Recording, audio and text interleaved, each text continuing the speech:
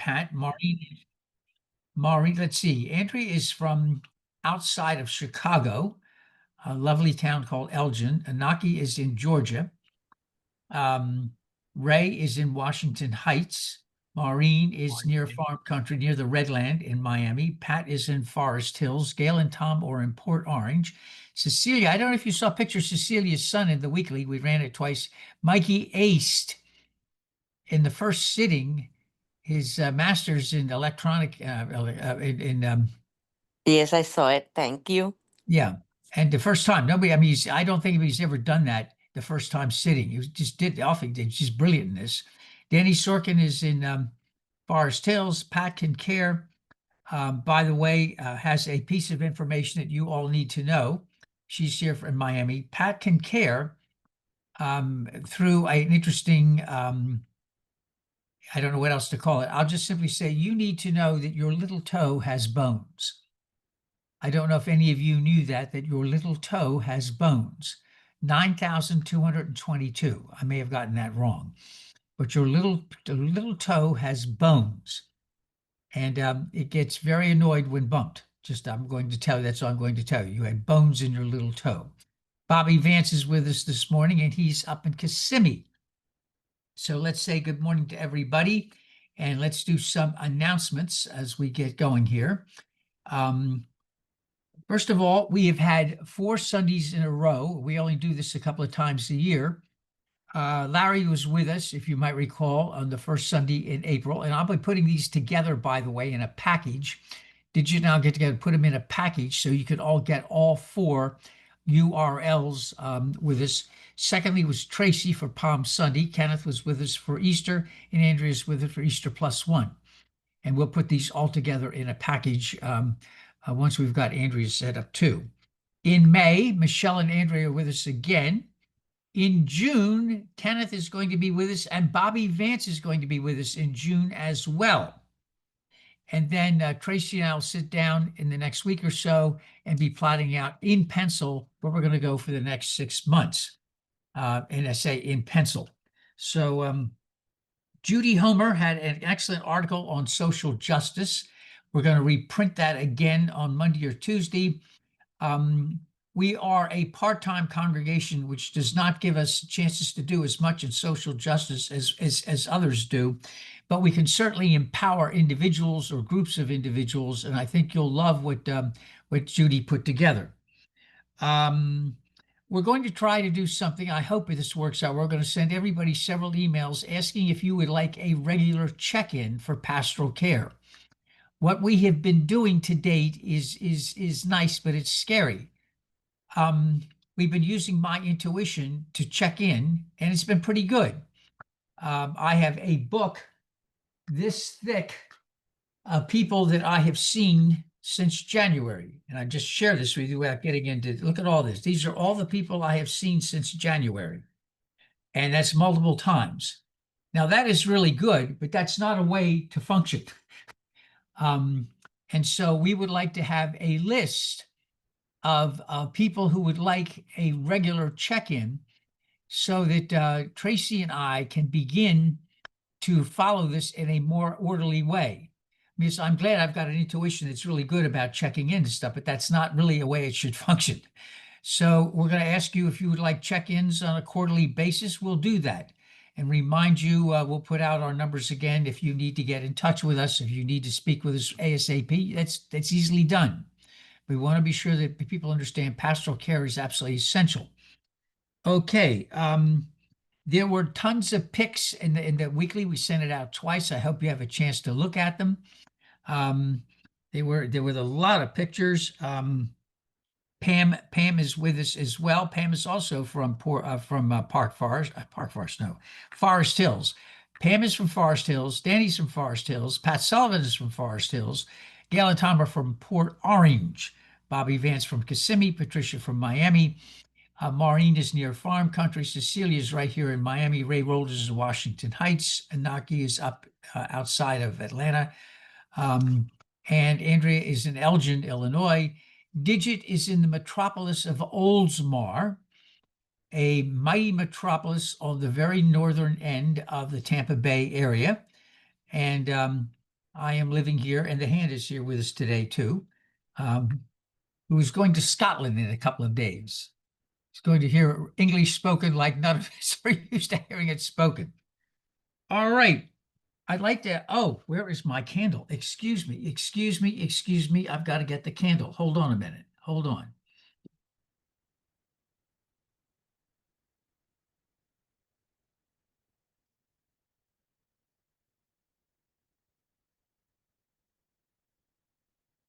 I'd like to ask us to light a candle for two very, very different things.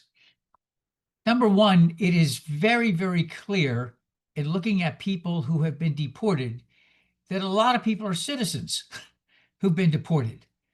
And there is absolutely no due process. And it has become almost like the ICE has been given a number that you have to fulfill for the day, and they're just rounding people up. And I'd like us to remember that people who are being deported don't have access. They're not given access to lawyers. Now, if you have money, they will give you access real quickly. But if you're at the bottom of the run economically, you get nothing. And so let us remember that due process is for everybody in this country.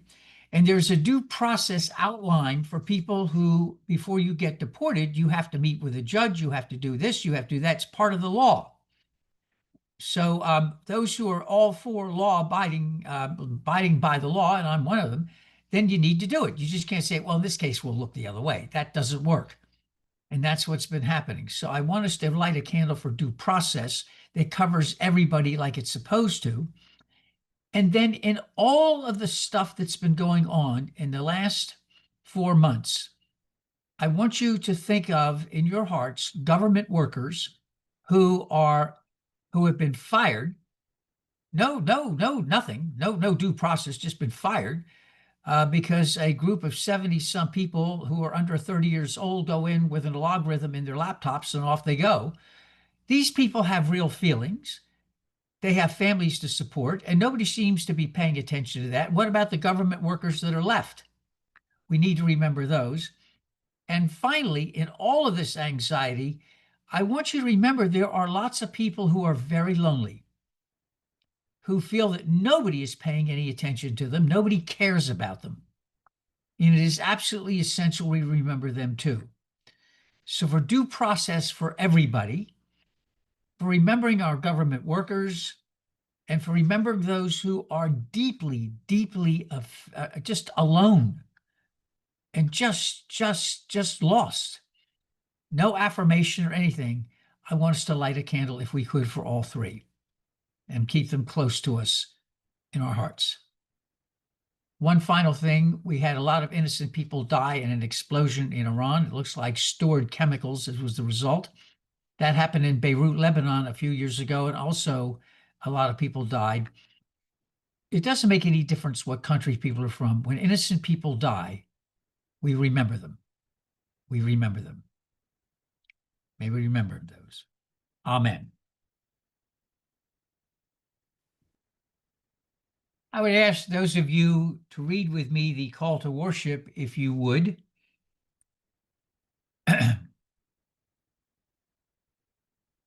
If you would read with me. The sun rose above the horizon. The tomb laid empty still. That morning sun on this fourth day, the presence of the divine among us. We are called to holy service, to heal a broken world, to make love matter again. We begin here, beloveds, and we begin now. Selah.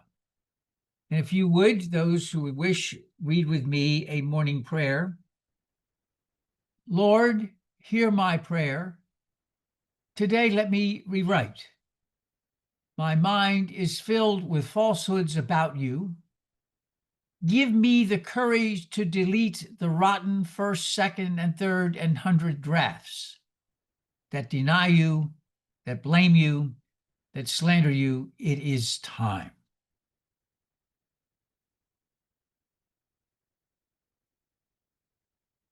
So let's see. Anaki, if you would read the first reading along the way, and then Bobby Vance, I'm going to ask you later on to read something from Zen and the Art of Motorcycle Maintenance.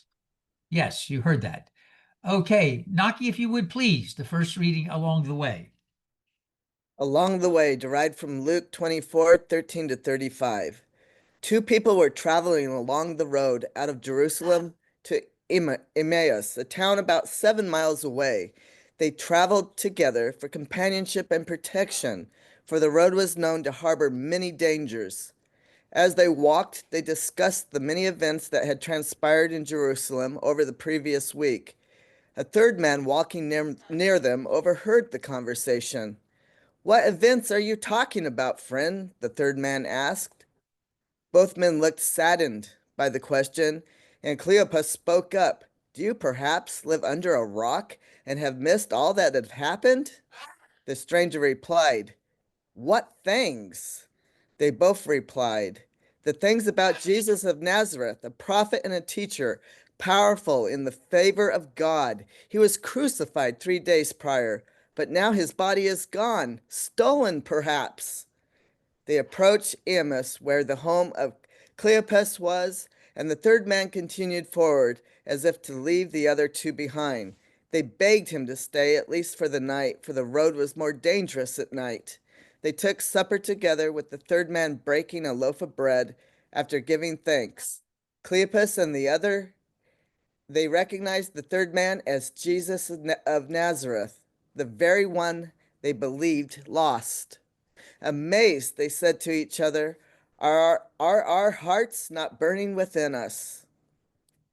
Our responsive reading this morning is, in fact, taken from the Hebrew Bible, the Old Testament.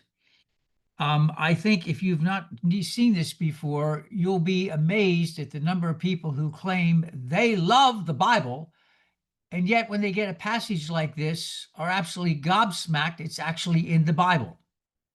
This is a reading from Leviticus 19, verses 33 and 34. If you would read the green, "Do not mistreat the stranger among you.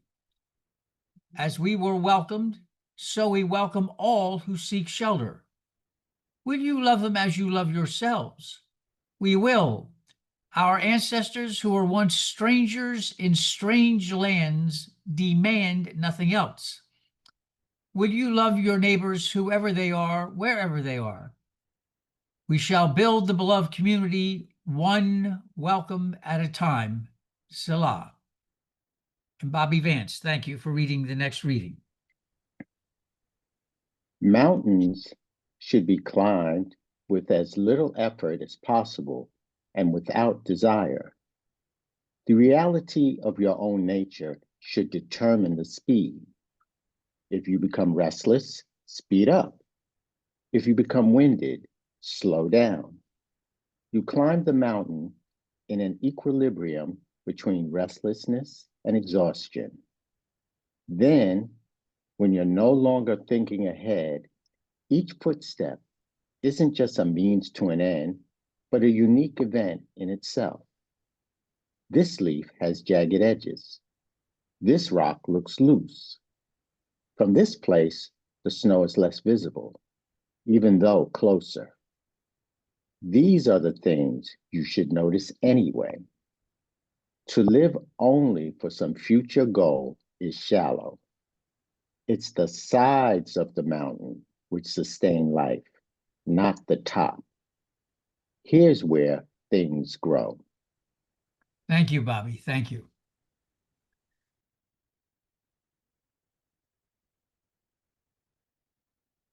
Down to one screen, so it takes a moment to get all of the pieces of electronic paper where I need them sometimes, so I apologize.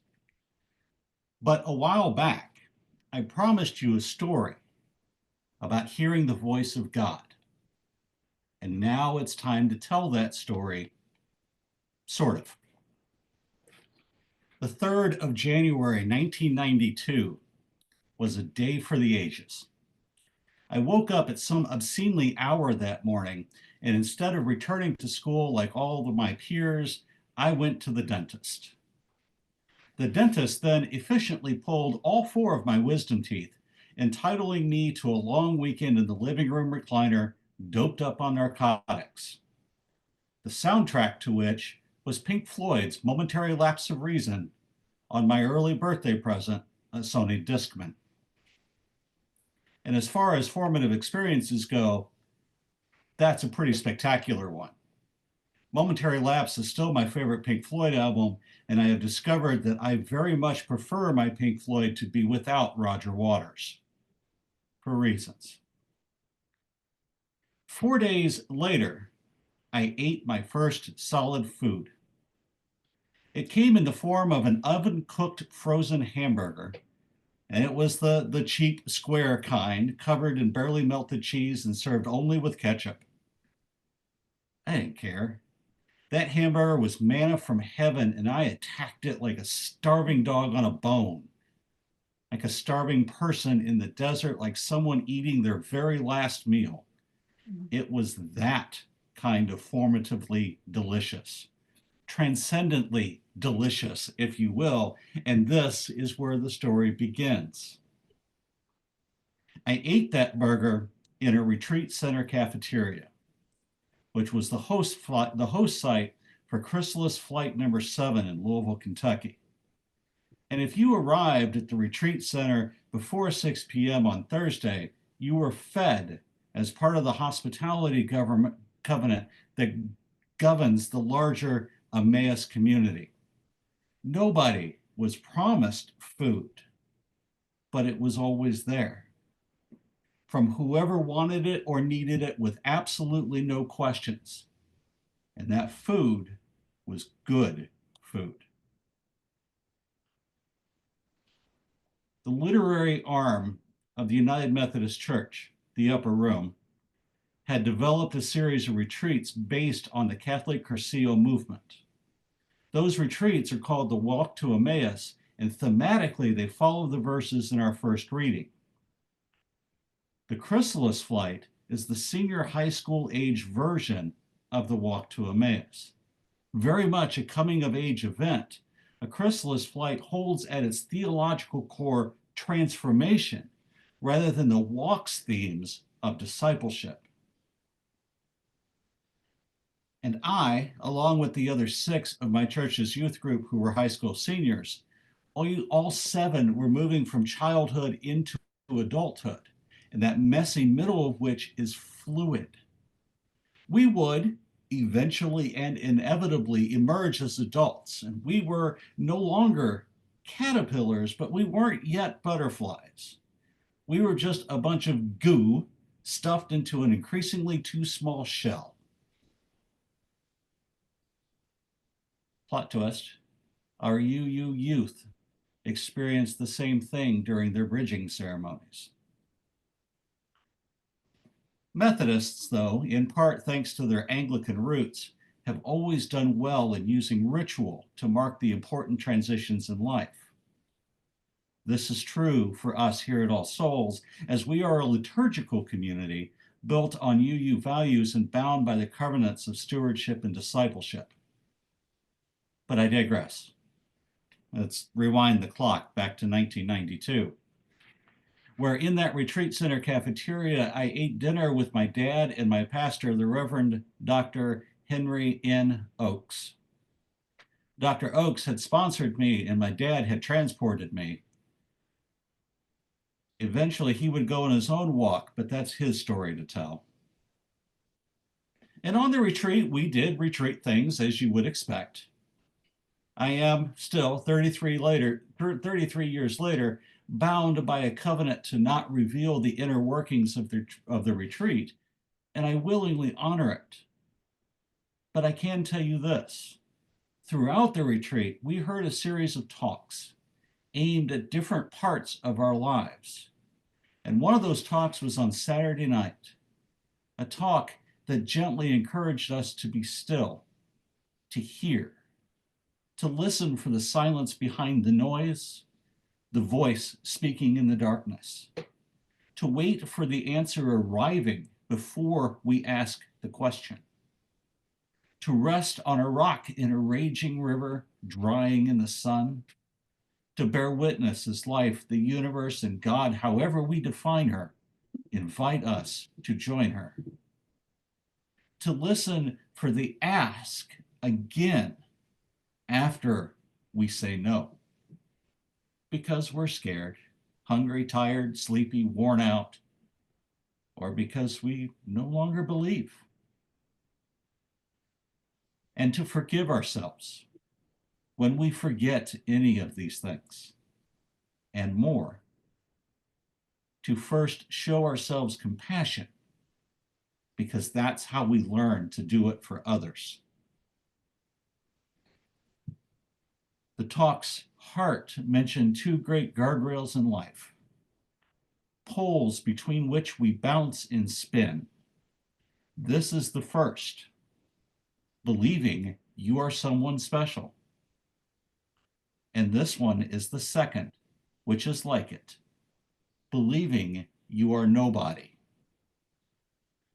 One without the other lends itself to egoism and apathy. Too much of one in our communities fracture into cliques, too much of the other, and we forget that we are called to be a force for good.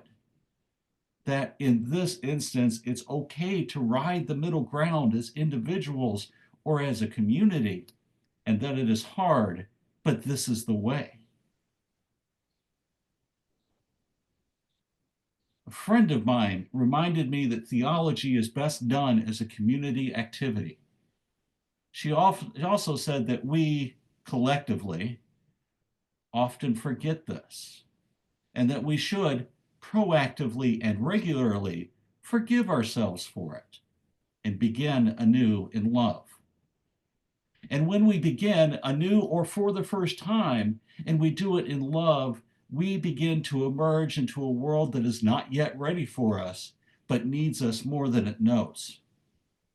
When we, this community of saints and seekers, mystics and healers, ragamuffins and powerful people alike, are what the world needs, even when it doesn't know it. I didn't know it when I was a senior in high school. All of this was just words in an instruction book I was never going to read until I met the Fourth Day communities. In our first reading, we heard the story of Jesus traveling to Emmaus with Cleopas and another. Those events took place 3 days after the crucifixion on Easter.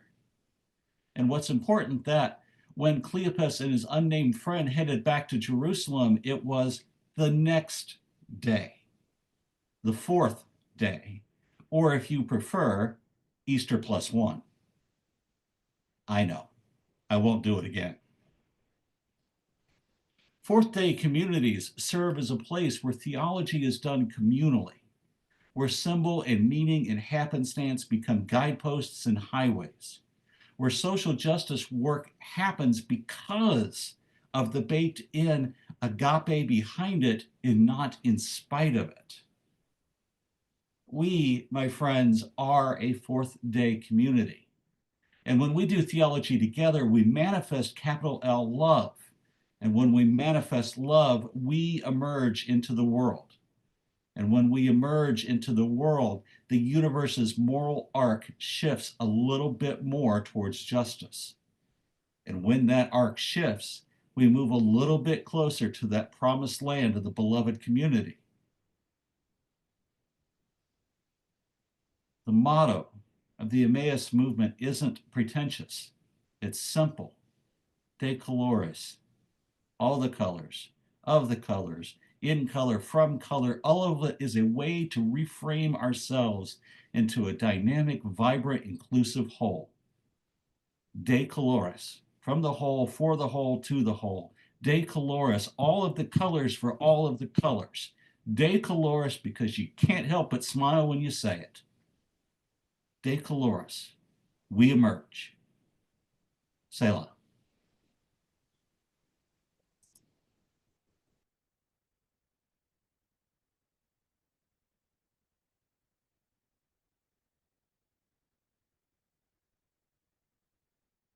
I'm going to read to you from a passage from the book of Leviticus.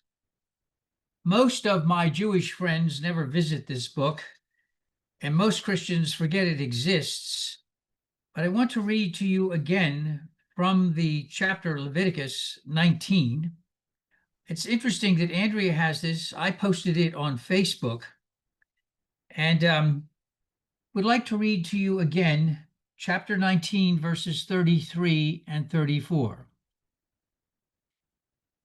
When an alien resides with you, an alien would be an undocumented person, an immigrant, resides with you in your land, you shall not oppress them.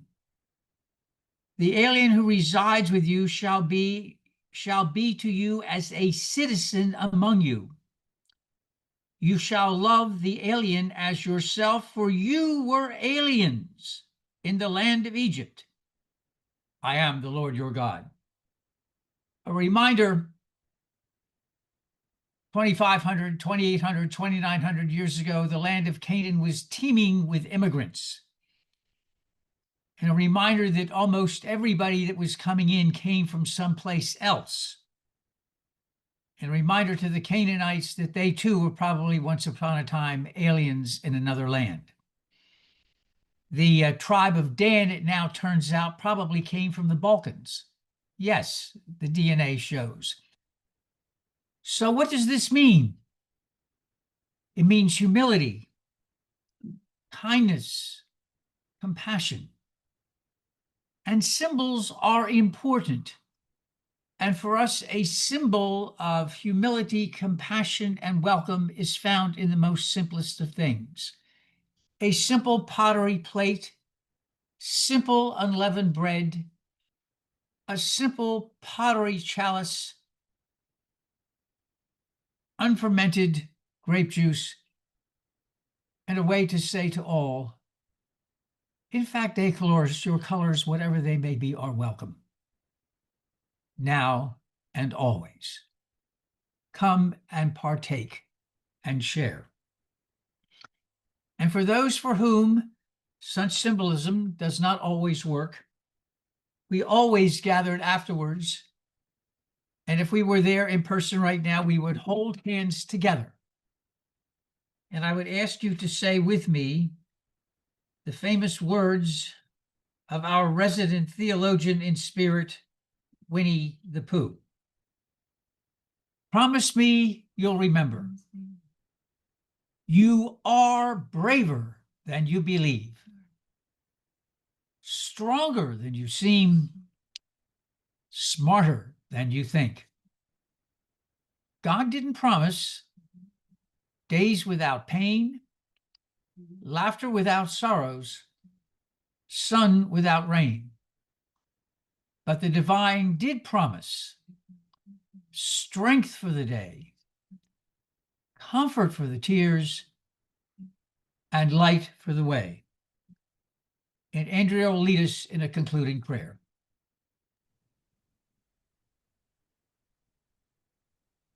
Let me learn anew. Let not the guilting of grandparents lead us to fear and to reject the guidance of the other, the Sikh, the Sufi, the shaman, the Hindu, the Buddhist, the Christian, the Gnostic, the Kabbalist. If it is wise and true, if it bears your cosmic fingerprints in the quiet perfection of your voice, I will listen. Let me live with the compassion of Buddha and Kuan Yin and Mother Mary. Let me write with the sacred clarity of Rumi and Hafiz, Wordsworth and Blake. Teach me to surrender like Muhammad and to pray like David, to be fiery like Rama and fierce like Jesus. Selah.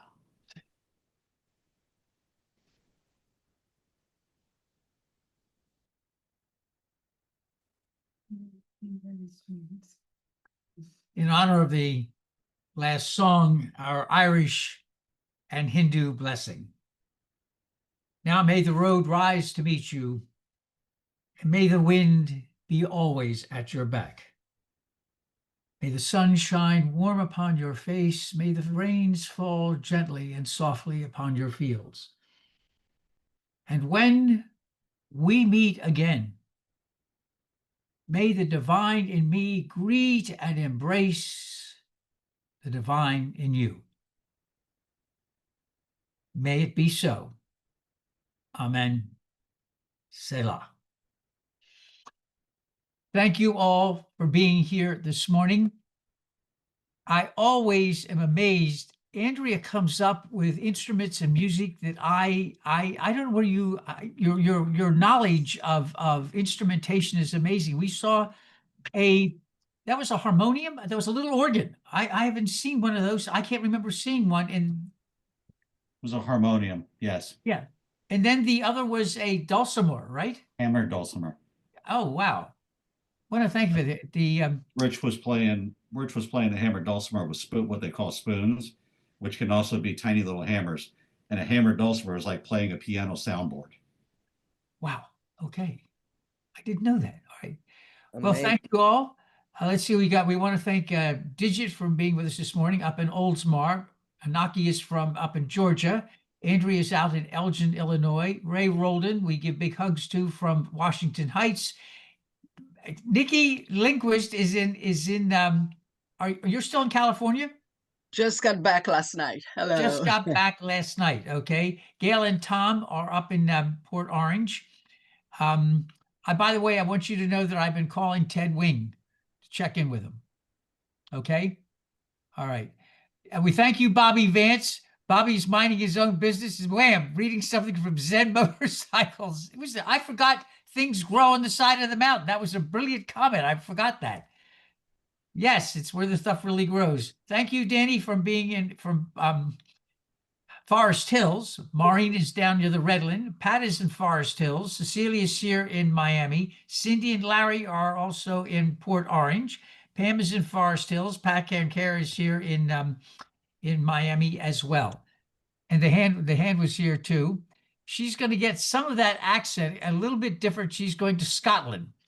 And so that'll be a variation on a theme. Blessings to you all. Thank you for being with us the entire month of April as we wound through the end of the Lenten season, the Holy Week, and calling Tracy to be with us now as well. It has been a wild month on many, many levels. Coming up, we've got Andrea and Michelle, and then Bobby Vance and I are in June. Bobby and I will be with you in June. And so that is something we look forward to as well. Peace and blessings with you all. May your week be good. Bye-bye now. Bye-bye. Bye-bye. Happy Sunday, everyone. Bye-bye. Bye-bye. Bye.